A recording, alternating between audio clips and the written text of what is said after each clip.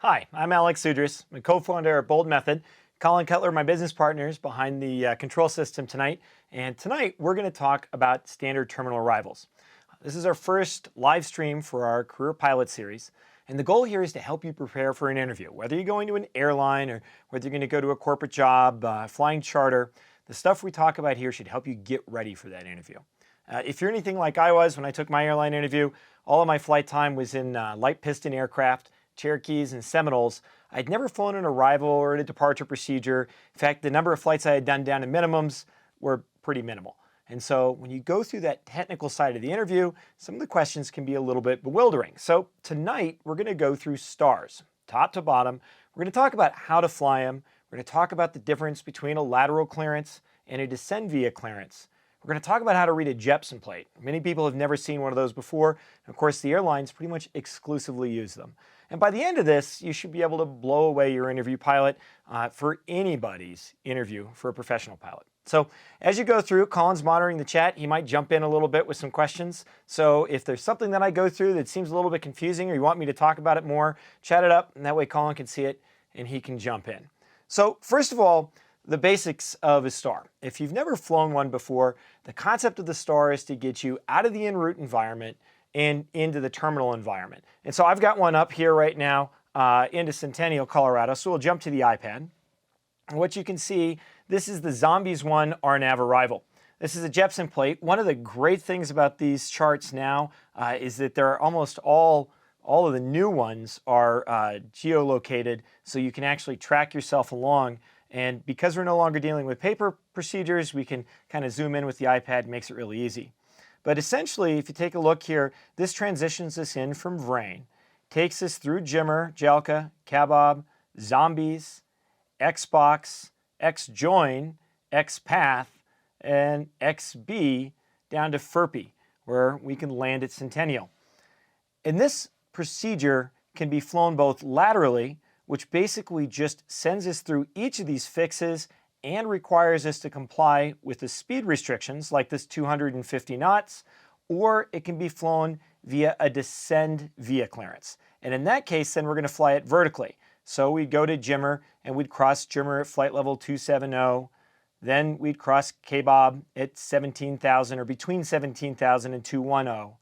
We'd be at 15,000 at Zombies, between 13 and 14 at Xbox, 12,000 at Xjoin, 11,000 at XPath and 210 knots, 9,000 at XB, and then 9,000 once we cross FERPI. And this procedure actually transitions us right onto an RNAV approach. So I'll go ahead and pull that up. If you take a look at the RNAV to runway 35 right, you can see XPath, XB, and FERPI. XPath's the initial approach fix, XB is an intermediate, and then you got the intermediate fix at FERPI. So the interesting thing about arrivals is that you don't have to be in a 737 or an ERJ to fly them. In fact, we even get arrivals in the Cirrus SR22. The reality is we never really get a descend via.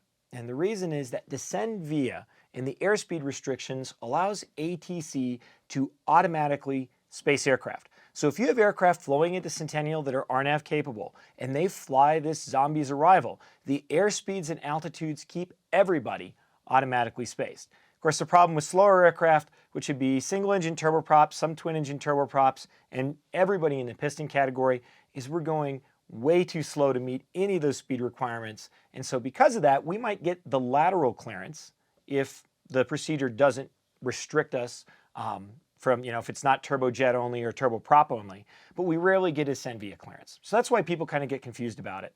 And that's what we're going to go through.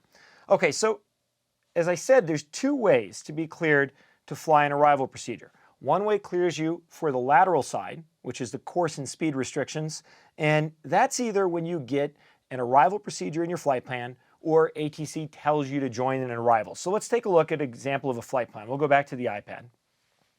So this is a flight in turbine aircraft from Arlington down to Centennial. And so what you can see here, I'll draw it out as we go through. What you can see here, this right here is your departure. It's a runway 25 right transition on the Quickie 1 departure to the JARPA transition. Then we have the the Rattlesnake VOR right here, and then this Vrain transition to the Zombies 1 arrival. So right here, we'll switch over to ForeFlight. That right there has cleared us to fly this procedure. But what it hasn't done is it hasn't cleared us to descend via the procedure. It's a lateral clearance only. So when you file an arrival in your flight plan, or when the flight plan you're issued has an arrival, right there, that's a lateral clearance, which means if you're flying that route as you join the arrival, you need to maintain the lateral course, but you also need to maintain each of the speed restrictions. And if you're getting ready for an airline interview, right there, you've heard me say speed restrictions over and over and over again. That's one of the first things that people make a mistake with on their interview. They think that a lateral clearance is just the course, but it's the course and the speed. Okay, so the other way you can get it is you can get it in the air. ATC can ask you to join an arrival. And as I said, this doesn't just happen for turbine aircraft and airline aircraft. It happens to us as well in an SR-22. So I've got an example here. We'll jump in and let me load that up. Okay, right here we're coming in from southern Colorado, and we end up with this clearance. Check 216 Bravo Delta, cross powder at maintain 16,000, Denver altimeter 29903. Cross powder at and maintain 16,000 at 29903, 216 Bravo Delta. Oh, sorry, I played the second clearance. I'll play the first one now. November 216 Bravo Delta, Denver. 216 Bravo Delta, go ahead.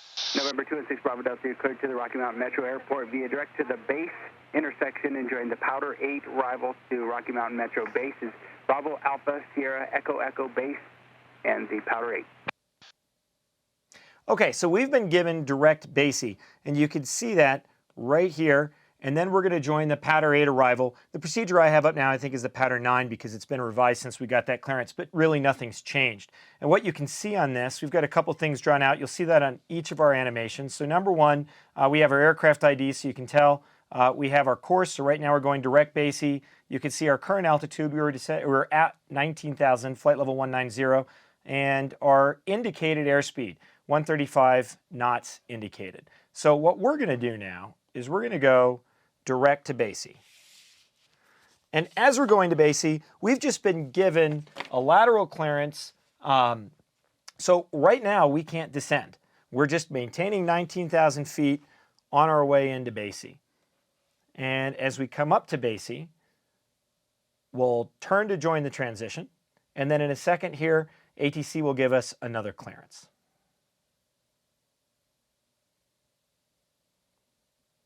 Okay, so at this point now, we're on the arrival. And right here, that's when we get our second clearance. Check 216 Bravo Delta, cross powder at maintain 16,000, Denver altimeter 29903. Cross powder at and maintain. Okay, so there's two things that they gave us there. First of all, they've told us to cross powder at and maintain 16,000 feet. So this is not a descend via clearance. What this tells us to do is to cross this fix right here at 16,000 feet. They've also given us the altimeter, and that's because we're coming out of Class A airspace. We're coming out of the flight level. So we had our altimeter set to 2992. Now we need to set it to something. Anytime you descend out of the flight levels, ATC will give you a local altimeter setting. So as we come in to powder, you can see that we're managing our descent rate to cross powder at 16,000 feet. And once we come up to powder, now we're at 16,000 feet. We level out and we continue to fly the transition.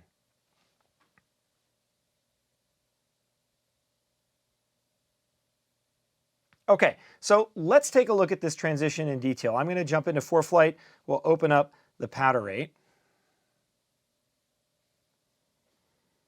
Okay, as I said, it's been revised, so now it's the powder 9. And you can see the route that we had taken. We had gone direct to powder down here. And then we flew our arrival in. So let's talk about, if you've never seen a Jepson chart before, let's talk about what's on this procedure. So first of all, the procedure number is up here at the top. You can see it right here. When we had paper charts, that was important. Both crew members, it still is, both crew members would confirm that they have the exact same chart out and that the revision date is the exact same. So you can see this is 7 September 2018. It's 10-2B-1. So if you have a 2-crew aircraft, both people will make sure their charts say that. You can see here that it says Denver, Colorado. And what this is telling us is this procedure is applicable to the airports in the Denver, Colorado area. You can see here it's in the Denver International Book, but you can also see just by looking at the color of the airports that it applies to Fort Collins, Greeley-Weld, Rocky Mountain Metro, where we're headed, Buckley, Centennial, and Front Range. The primary airport for the procedure is drawn out. So you can see DIA here is drawn out. You can see all the runways. But then these other satellite airports that are served by the procedure, like Greeley or Fort Collins or Rocky Mountain Metro, they appear in blue. So if you're on an interview and they say, well, okay, what other airports might be served by this procedure? An easy way to know is to say, well, if it's blue on a Jepson chart on the arrival procedure, then it means it's also served by that procedure. Sometimes you'll see gray shaded airports that have this kind of circle symbol with the dots on it. If it's gray and shaded, and we'll see that on some of the other procedures, that means it's an airport in the area, but it's not actually served by the procedure. So you would not use this arrival in there.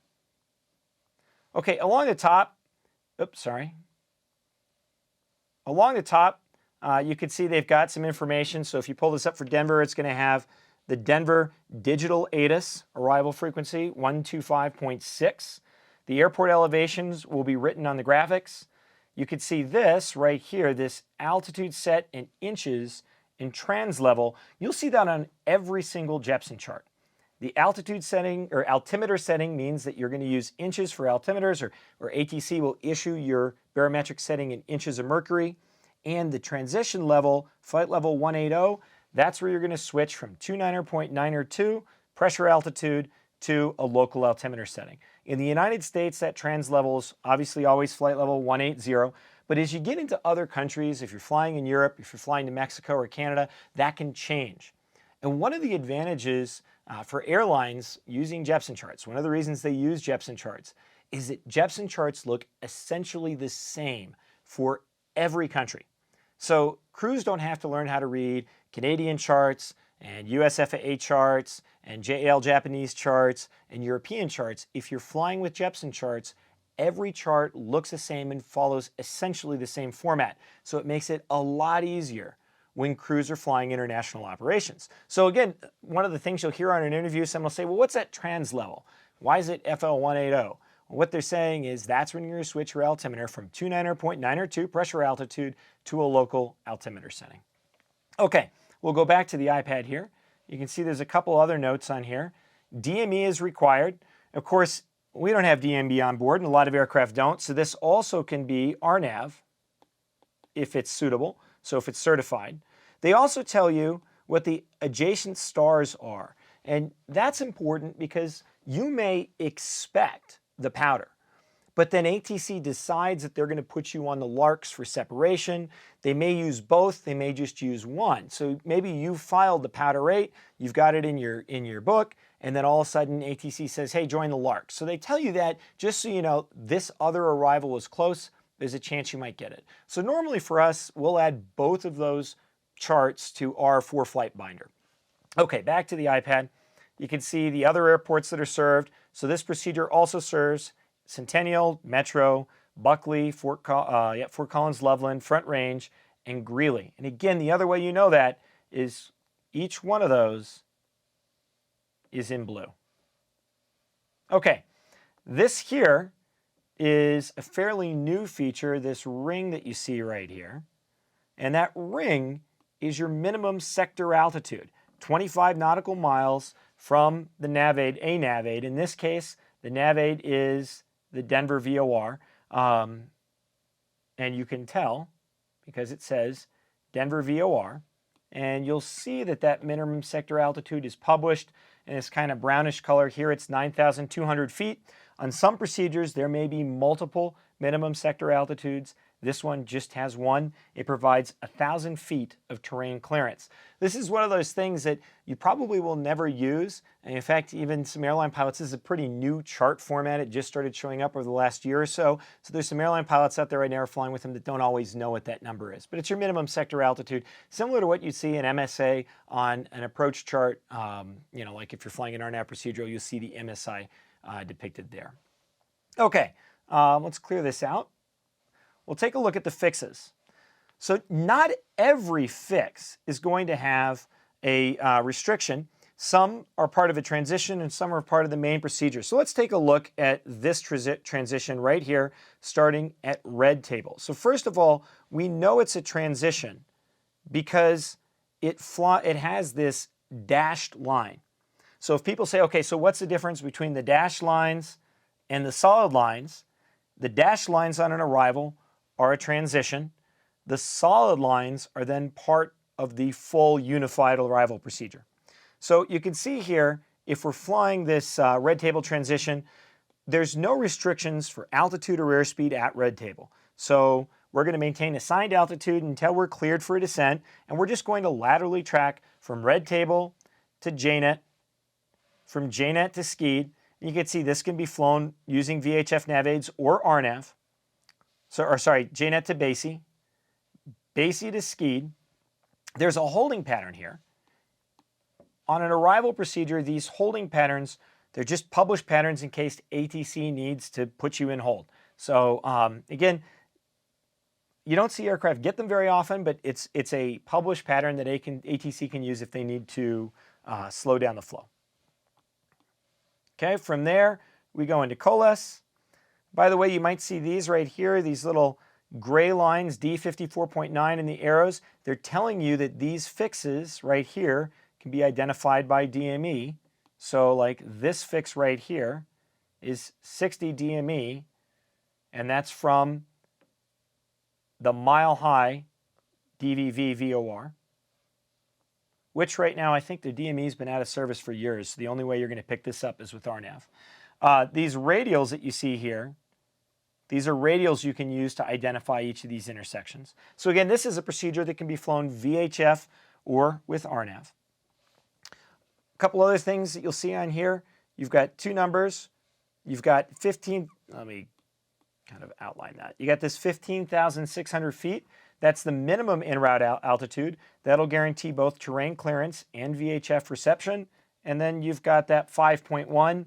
That 5.1 is the distance for that segment. Okay. At powder, you see this. And this is another area that's easy to get confused on an airline interview or a pilot interview. This is not a restriction. It looks like a restriction. On Jepsen charts, you'll notice that the speeds are always in magenta, and then the altitudes are always in blue, but that's not a restriction. It's an expect. Okay, so all that's just there for planning, so that you have an idea, okay, yep, I should plan to be able to get down to 190, and if I'm in a turbojet or a turbine, I should plan to cross at 250. So you can kind of manage your altitude. If you've been given a discretionary clearance, you can manage your airspeed. It's just giving you heads up warning, but it isn't something that you would not descend to cross at 19 or flight level 190. You wouldn't start slowing to 250 knots unless ATC issues that restriction. And you heard that for us. We were given cross powder at 16,000.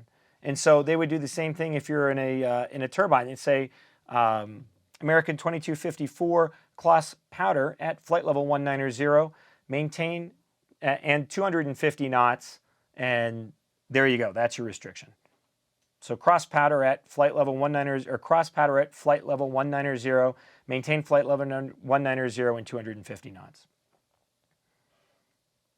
Okay, a couple other things that you'll see on Jepsen charts. At the bottom here, they do show you the other VHF arrivals. So this is our powder. You remember they said that the Larks is the adjacent arrival. So you can see in the southwest gate that it's the neighboring arrival. There's two for each essentially sector in Denver, and then you can see the other arrivals. And that could be important. One of the issues that you're going to see every once in a while, especially in the summer, is you're going to have weather that shuts down one of those gates. So you've got Powder and Larks are the two Southwest VHF gate fixes. And if you've got a thunderstorm sitting over Powder, they may have people on the Powder arrival. All of a sudden, they'll transition them over to Larks, or they might give them vectors, but they'll start transitioning inbound traffic over to Larks. We've had our arrivals changed on us multiple times. And again, they do that because they really don't want to have to vector you. They want you in that flow. Okay, let's go back to the iPad. The other things that you can see here is that most of this chart is to scale. And you know that because it does not say anywhere on here not to scale, except for in this little box. So one of the things you're going to see on a Jepson chart is they will either write not to scale on the procedure, the entire procedure, or they'll leave it out, which means it is scaled, and they'll have a transition where they put not to scale. And that's just because this transition from Grand Junction and Blue Mesa, it's too far out to effectively show on the procedure. And if you're flying this procedure and you're using ForeFlight or Flight Deck Pro for navigation, you've got OwnShip. You can see us right here with that. If you were to have that, you notice your position inside of this not to scale box, it's not correct. The airplane may show up there, and it would show up there because the entire chart is georeferenced. It just uses this general box for georeferencing. So you may show up in this area, but it's not an accurate position. You're actually really on this part of the arrival. Okay. Alex, I'm going to hop in here with a question. Yeah. The question, and actually this is good because you got the whole chart up, and it has to do with the MSA. The question from Isaac is the MSA only used for emergencies, or when would it be used? That's a great question. The MSA is only used for emergencies. I've never met a pilot on an IFR procedure who's actually used the MSA. So essentially, the reason you're going to use an MSA is because you can't reach air traffic control or they can no longer see you for some reason. So either your radios are out or their radar is out, or your transponder is out, and you're not in primary radar visibility. And at the same time, you've lost your position and you can no longer navigate the procedure. So essentially, if you lost all of your navigation capability, you're no longer on a route, you can't figure out where you are, the MSA is a fallback. Hey, just make sure you're above the MSA and you won't hit anything. Well, of course, in the real world, if you lost all of your navigation capability, the first thing you do is you talk to air traffic control, and they would probably have a primary return.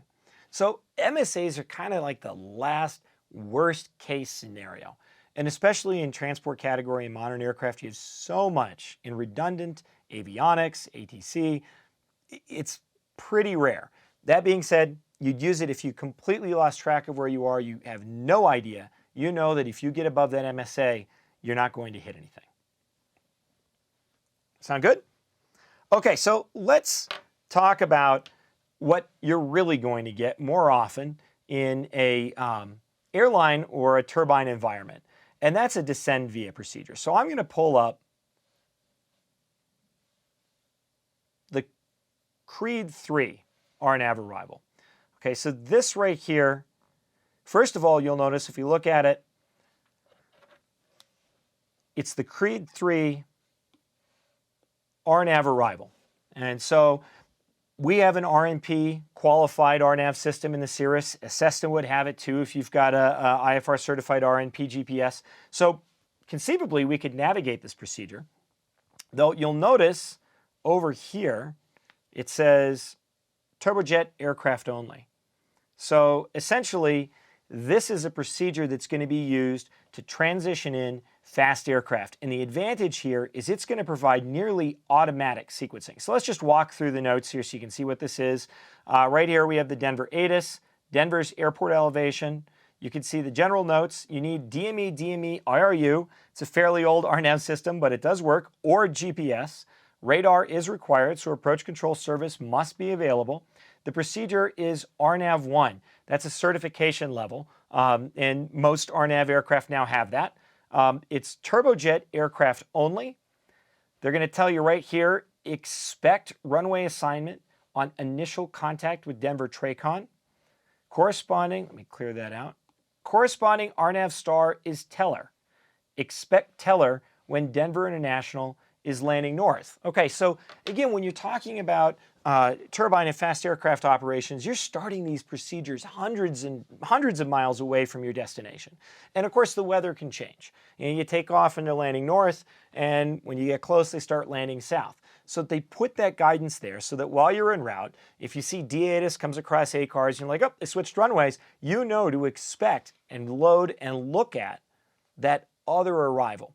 And that's the interesting thing. They now have RNAV arrivals that take you in essentially to north runways or south runways or east runways or west. They'll guide you right in to an initial approach fix. So when the weather is low, ATC doesn't need to do a vector at all. In fact, you're going to hear them. They really only do vectors when the weather is good because they can get aircraft in closer, or when it's so bad, thunderstorms or icing or severe turbulence, something that prevents aircraft from flying those published routes. So that's the beauty here.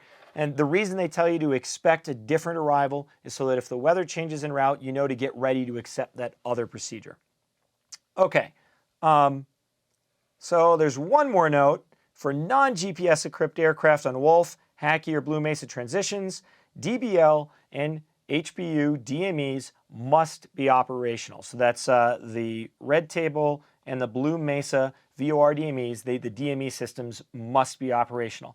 And actually, that's starting to become an issue in the National Airspace System. I can tell you that we see more and more NOTAMs for DMEs out of service.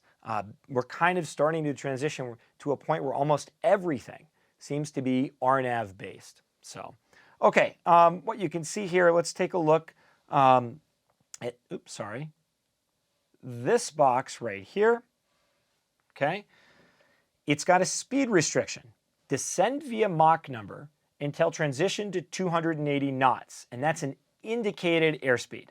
Maintain 280 knots until slowed by the star or assigned by ATC. Okay, so if you've ever flown an aircraft at 10,000 or you start getting above, 5,000 or 6,000, as you climb in altitude, you'll notice your true airspeed obviously increases and your indicated airspeed is much slower. And the same is exactly true at Mach number. When you're flying in the flight levels, you'll have a slow indicated airspeed. It can be 220 or 240 or 180, depending on what kind of aircraft you're in, but your Mach number is much, much faster. And as you start that descent, your indicated airspeed is going to start to speed up. So essentially, at some point in time, you might be descending at Mach 0.72, and your airspeed indicator may say 230 knots. At some point in time, that airspeed indicator will reach 280 knots. And that's called your transition, your airspeed transition. At that point in time, you'll switch from flying a Mach number to that indicated airspeed. And on this procedure then, you'll maintain 280 until slowed by ATC or slowed by the arrival procedure. So that's the key. When you're descending, and of course, it's kind of confusing for piston pilots because obviously we're not going that fast. And most turboprop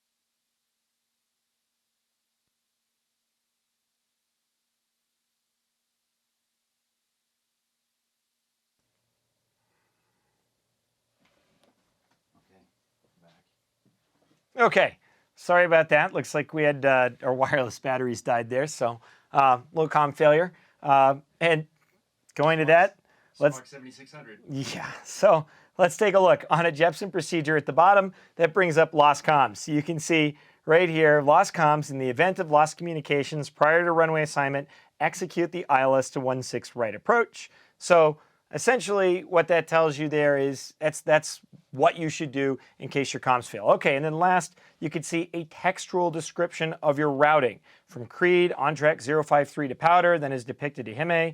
Really, that's just there as a backup in case you're confused. Okay, let's actually watch an airplane fly this procedure. We'll take a look at all the restrictions via a descend via clearance. Okay, so we'll load up that video. Okay, so we're on our way in. And here comes the clearance.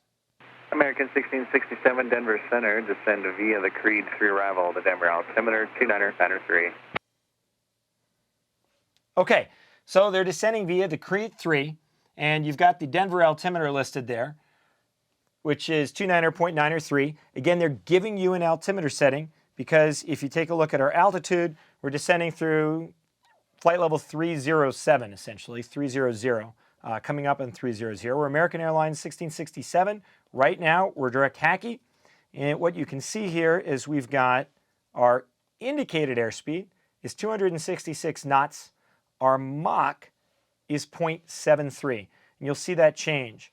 Now, right now, we're in the knot to scale section, but we're going to cross Hackey, and then we're going to fly this transition inbound.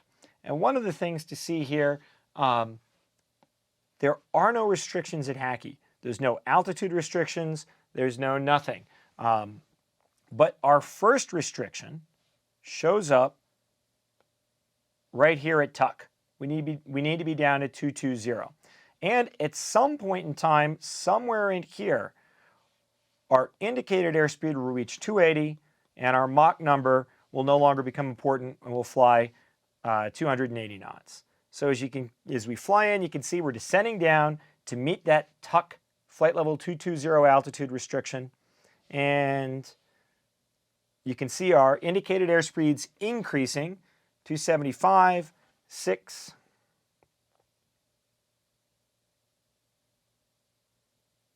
Okay, so now we're done with Mach, and we're going to hold 280 knots on this arrival until the arrival or air traffic control slows us. And you can see we're on our way down, trying to make tuck at, or going to make tuck at flight level 220.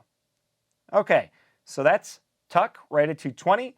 Okay, now we're inbound to Crede, and you can see our altitude at Crede is 17,000 feet. So as we come through 180, right here, that's where we're going to use that altimeter of 29.93. So as we descended through 18,000, we're setting our local altimeter setting, and we're on our way down to Crede to cross at 17,000. Boom, we do. Okay, now we're still going 280 knots, and we've got this.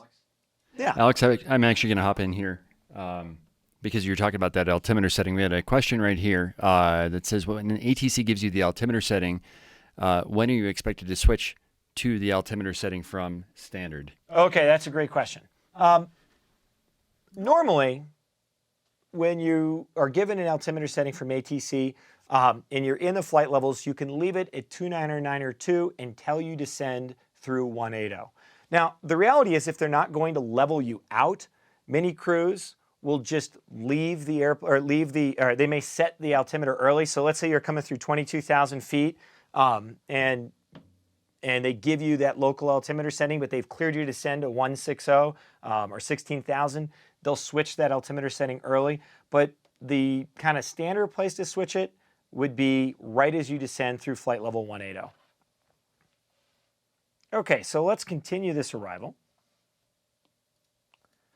Okay, so one thing I forgot to say, when do you slow down? So I'm going to rewind this for a second. Let's see. When do we slow down to meet powder's airspeed restriction of 250 knots? Right now we're at 280. So the new speed restriction takes effect when you reach the fix. But ATC knows that it's going to take you time to slow down. So what they want you to do is to start your slowdown where you would make a normal deacceleration so that you cross the fix at the new speed restriction. That depends on every airplane where they're going to start it, but most of them will kind of start it in the same general area. That's the reason why the spacing works. So crews will sit there based off their aircraft and their experience. They'll start their speed restriction as close as possible to the fix so that when they reach the fix, they're at 250 knots. So you can see our fixes right there. You'll see us come up to it. And now we start our restriction or slowing, and we've crossed at 250 knots. So now we're going from Powder to L Basin, which is right here. And you can see L Basin, they don't have any restrictions. So really, we just need to laterally navigate across that point. But our next set of restrictions are coming up at Telluride or Telluride. It's for Telluride. And this is a block of altitudes. So here we need to cross Telluride between 17,000 and 5,000. So as we come down, I'm continuing my descent. And we've chosen to cross around 16,000, somewhere in the middle of that block. Our next fix is Moguls, and we need to cross at or above 13,000.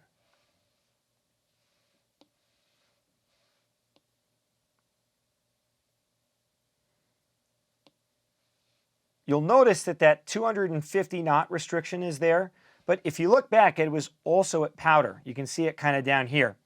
And the reason for that is ATC may have kept us faster on the procedure and then said resume published speeds at Moguls or resume normal speed at Telluride. And so that way we know that we still have, they can reissue that speed restriction.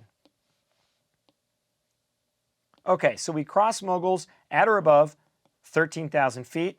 Our next fix is a block altitude at Longs with no speed restriction, which means that we still need to maintain that 250 knots, so no new speed restriction. And as we pass Longs, we made that at about 13,000 feet.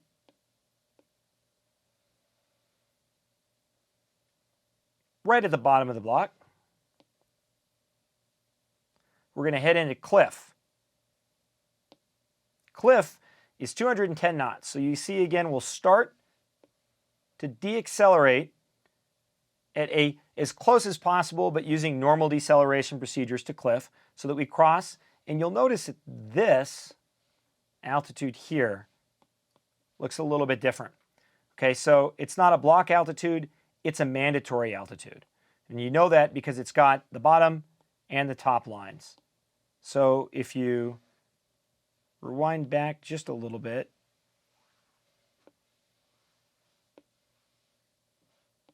these altitudes here are at or above. These are between, at or above, and mandatory.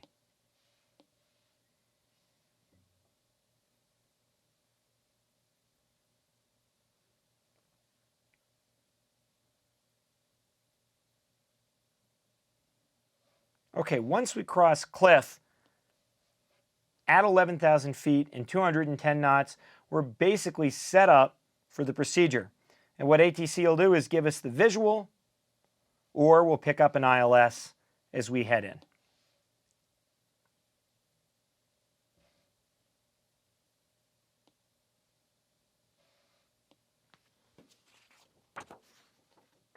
Okay, so that's a descend via. And in that case, ATC does not need to give you an altitude. All they have to do is say descend via the Crede arrival, and then you need to make each of those restrictions on your way down.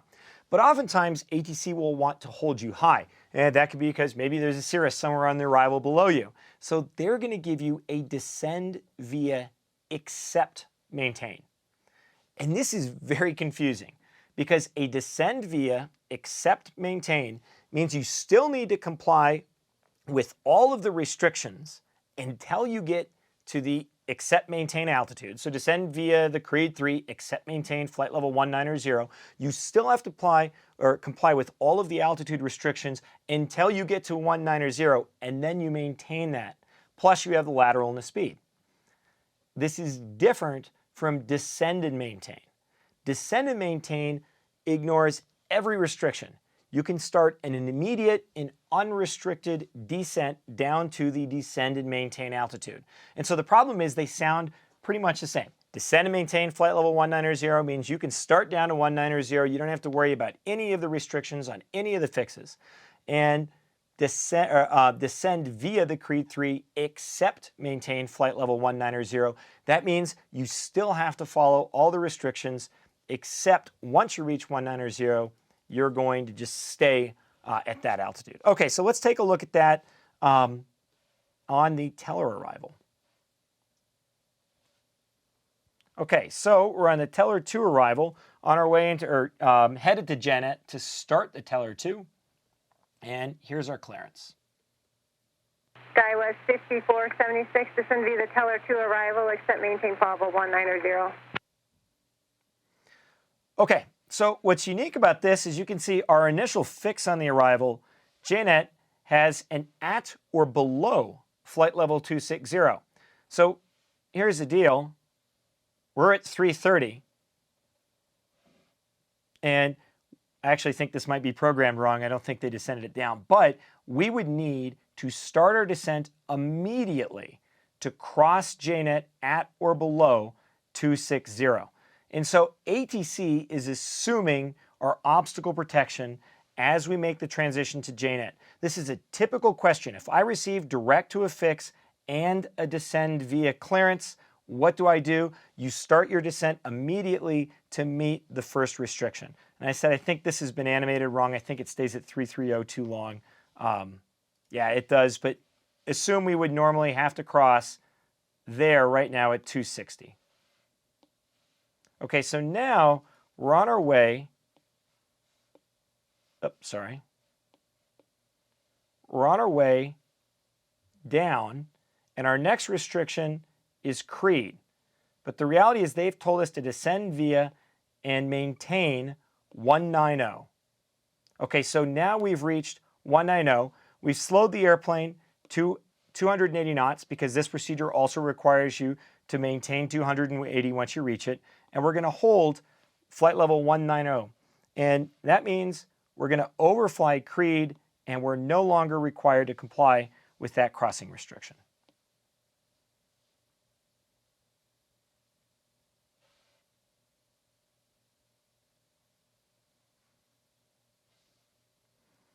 Okay, now we're on our way to powder. The airspeed restriction is still valid, and right now we've been told to maintain flight level 190. And if you look at this, this sometimes confuses people. You can see we have a cross Crede at or above 17, which ATC has removed. And then you're going to see we have a block here of between 17,000 and flight level 190. And so when you look at these arrivals, sometimes the altitudes don't seem to make sense because you'll go, well, okay, wait a second. That one's got a restriction of 17,000 feet. Why would you have a block of 17 to 190? I'm not going to climb back up. And that's right. It just means that ATC oftentimes will give you a descend via except maintain for that route. And so they know that ATC will be deleting that restriction and keeping aircraft high. And then the beauty is, once they maybe make it onto this next segment, ATC can give you another clearance, which removes that restriction, and now you need to comply with the rest of the procedures. And the easiest way for ATC to do that is just simply say descend via again. And so what they would say here is, SkyWest 5476, descend via the Teller 2 arrival. Now, it sounds like they're clearing you twice for the same procedure, but they're not. When they give you a descend via the Teller 2 arrival, that immediately removes any ATC speed restrictions or altitude restrictions. Now you have to comply with the published procedure unless ATC restates them. So again, you'll hear it a lot. You'll get something SkyWest 5476, cross Hager's at 330, descend via the this, except maintain flight level 190. And then you'll fly that, you'll skip a few restrictions, and then they'll say, SkyWest 5476, descend via the teller to arrival. That means now you need to make every single restriction. Okay, so if they give us that, you can see we're already at 190, so we're good to cross here. Our next restriction is a mandatory 13,000, so we're going to start down. We also have 210 knots. We're flying at 250, so we're going to maintain 250 until we need to start slowing to cross Crede at 210 knots. And there we go. The aircraft starts slowing down, and we hit Crede at 210. We continue the descent to cross at or above Gnarly at 12,000, and then finally we have a mandatory 210 knots and a mandatory 11,000 at teller, and then from there we expect the ILS or the visual approach. Okay, so the tough thing with this procedure really just comes down to the terminology descend via, except maintain, and descend and maintain. And that's an area everybody kind of tends to get confused, and you can mishear it over the radios. So you'll hear pilots kind of clarify that. Descend via except maintain means you have to comply with every altitude restriction, lateral and speed as well, until you meet the maintain altitude. Descend and maintain means you still need to fly the lateral portion and the speed restrictions, but you can descend unrestricted down to their maintain altitude, and then once you're there, you're going to hold it. Okay. And Alex, I'm going to hop in here with another question. Yeah. And that is from Diego. He's and this gets back to what you were just saying. He says, so basically with the descend via procedure, both lateral and vertical navigation is the pilot's responsibility once you've been given a descend via? It is exactly. So a good example of that, let's take a look at ForeFlight really quick. Okay. We're over here, okay, in our Falcon jet at flight level 300, going direct JNet. ATC says, Falcon 258 Bravo Charlie, proceed direct JNet, descend via the Crede 3 arrival. Right now, I was maintaining flight level 300. With that clearance, I immediately need to start my descent so that I cross the fix and comply with that first restriction. And from there, I need to comply at or above 17, 17 to 220, 15 to 17, at or above 13, and then mandatory at 11. Now, how I do that, whether I choose to level off in the middle, the rates of descent that I use, that is entirely up to me. But ATC expects me to reach the first fix at the restriction and then to manage my descent on my own to cross every other restriction and meet every other speed restriction. Okay, so let's take a look at a speed restriction. And actually, we'll do that on the Jagger 3. Let me show you that in ForeFlight, and then we'll watch an animation. Okay, 1 second. Okay, coming from the other direction, there's not as much terrain. This procedure has a descend via Mach number until you transition to 280. All of the RNAV procedures in Denver have that. And then maintain 280 knots until it's slowed by the star or assigned by ATC. And if you take a look at this, we're going to watch an aircraft that flies a transition from Olathe or Olathe to Bowie, Jagger, Lincoln, Clapton, Dandy Band, Hashi Jam, Opry, and Quickie. Someone likes music here. And you can see that we have a couple restrictions on this procedure. We've got an at or above flight level 300, an at or above flight level 260, an at or above flight level 190, between 220 and 17, and at 250 knots, between 15 and 17 at Hashi, still maintaining that 250 knots, at or above 13,000. You can see they've given you that 250 knot restriction there again. That's a way for ATC to say resume published speeds at Harem.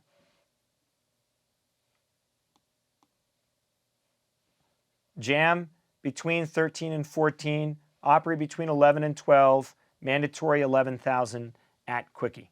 Okay, so we're going to see this, but in this case, ATC is going to issue us a speed restriction.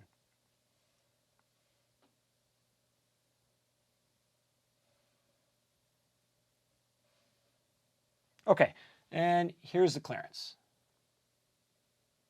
Otter 24722, Denver Center, maintain 290 knots until Clapton, then as published, descend via Jagger 3 arrival. Okay, so we need to maintain 290 knots until Clapton, then as published, descend via the Jagger 3. And one more time, just quickly looking at that, that means that this 280 knots doesn't apply to us until we're past Clapton. And if you look at that, that means that we're going to go all the way from Olathe to Bowie, Jagger, Linkton, all the way to Clapton, all of that at 290 knots. So we're on our way in. Olathe doesn't have a crossing restriction, neither does Bowie, but Jagger does at flight level 300. So we're starting our descent and managing our descent to hit Jagger at 300 or above, and we're maintaining 290 knots now as assigned by ATC. And once we reach Jagger, you'll see we're going to cross right at the bottom of that at or above 300. We continue on to Lincoln at or above 260. From there, on to Clapton at or above 190. And we'll keep our descent going so we hit them at each of the altitudes. You can see we're still at 290 knots. Boom. Now we've switched from Clapton to Dand. And now we're back to the published speed. So the first thing we're going to do is we're going to slow to 280, which is that original speed restriction on the chart, and we're going to maintain that. We're going to maintain that until we need to slow to meet the 250 knot speed restriction at Dandy. Okay, now we're at 250. We'll maintain that. Crossing Hashi between 15 and 17, we'll cross right at 16,000. We'll keep that 250 knots and cross Haram at or above 13,000. Jam between 13 and 14. Opry between 11 and 12. Mandatory 11,000 at Quickie, and now we've slowed to 210 knots. And again, we've slowed. You think of these as speed limit signs.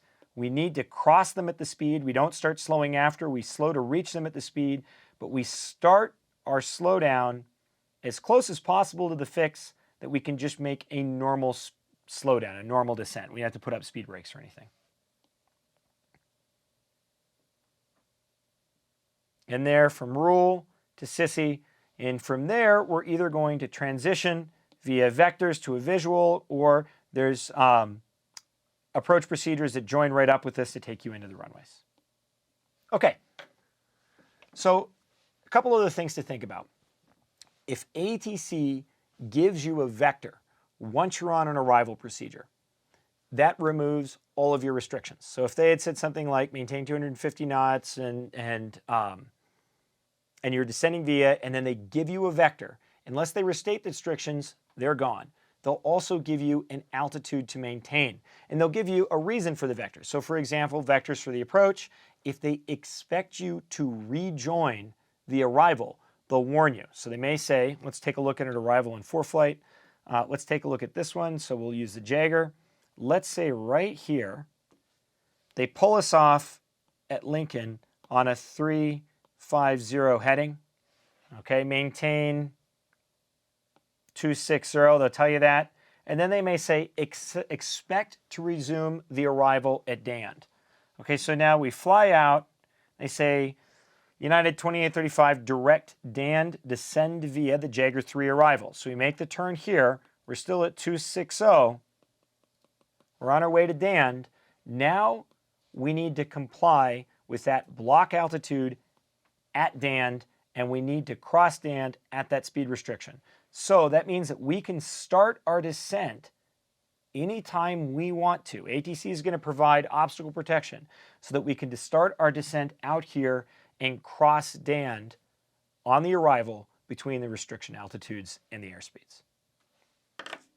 Okay, Alex, I'm going to hop in here with a question from Michael, and that is, on a star, what happens if you're too high or fast and can't meet a restriction? It never happens. ATC always make sure that you're perfectly set up. Now, at the end of the day, weather, aircraft requirements, traffic requirements, you get a late clearance, you may not be able to make the restriction. And so you're going to hear this all the time. First of all, it does not mean that the controller screwed up. There's a lot of reasons why aircraft won't be able to make restriction. And so what you're typically going to hear the crew say, here's a good example. I'm going to clear this out. Let's go back to this procedure. Let's say we're on our way to Clapton.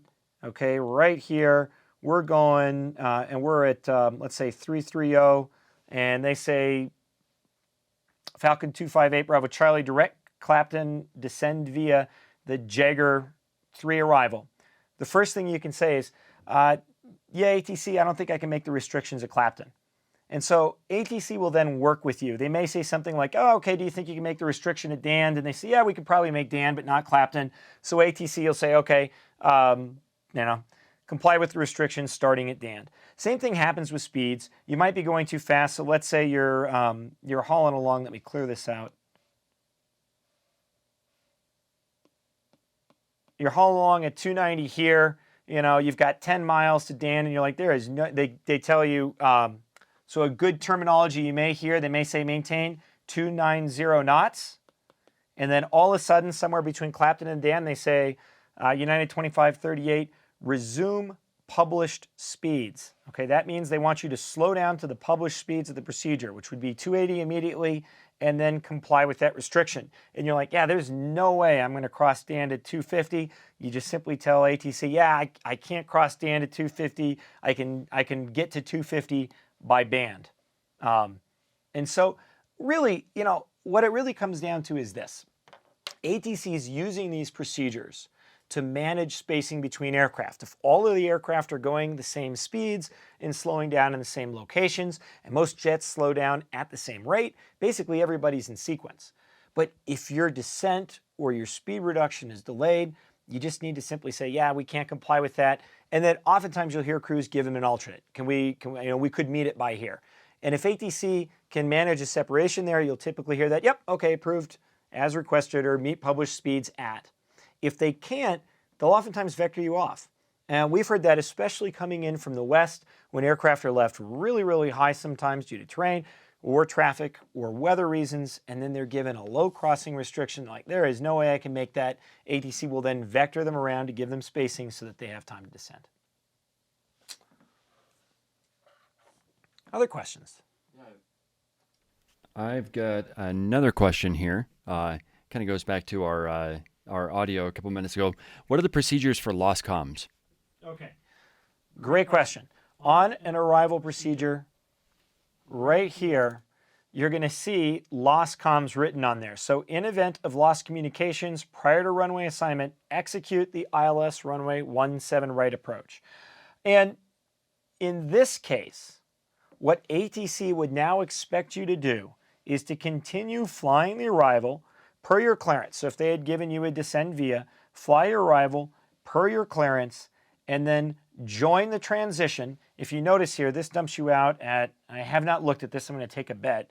It dumps you out at Sissy, and they say ILS 17 right approach for Denver. So let's go pull that up.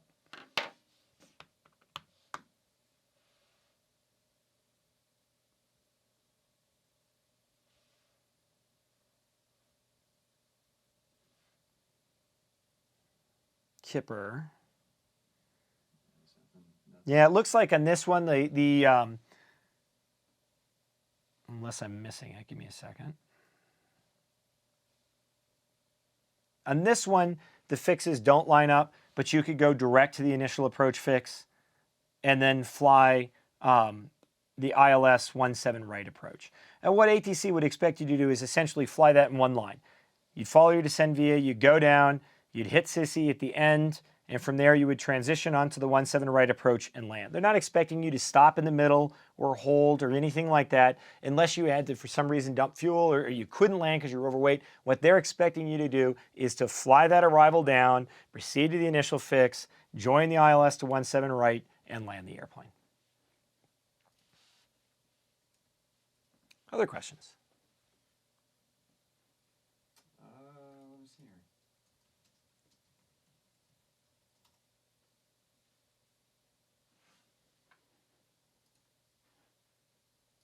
I've got one in the meantime while we're waiting for more questions to come in. Jim Garner wants to know when the Boldmethod instrument course is going to be available. We saw the procedure on our way in CEC. We've been filming the course pretty much all out in Oregon and Washington and down in Northern California. So hopefully it'll be out this summer. I don't have an exact date on it yet, but we're really, really close. And one of the things that I like about this course is it's filmed in pretty much solid real-world IMC. Our missed approach procedures are in the clouds or right at the bottom of the clouds. The ILSs do break out below, either right at DA or below 500 feet. So it gives you an example of what real-world instrument flying is going to be like. But hopefully we're going to have that out this summer. And we'll release it in modules. So you'll see an approaches module, a holding module, arrivals and departures, cross-country planning. And then by the end of the year, you'll see the entire course. Okay. That right there is all the time we got. So I hope you enjoyed this career prep. If you guys have any thoughts or ideas, please let us know. We'll hold another one in 2 weeks from now. So if there's anything we can do to help you out as you get ready for an interview, let us know. We'll see you in a couple weeks.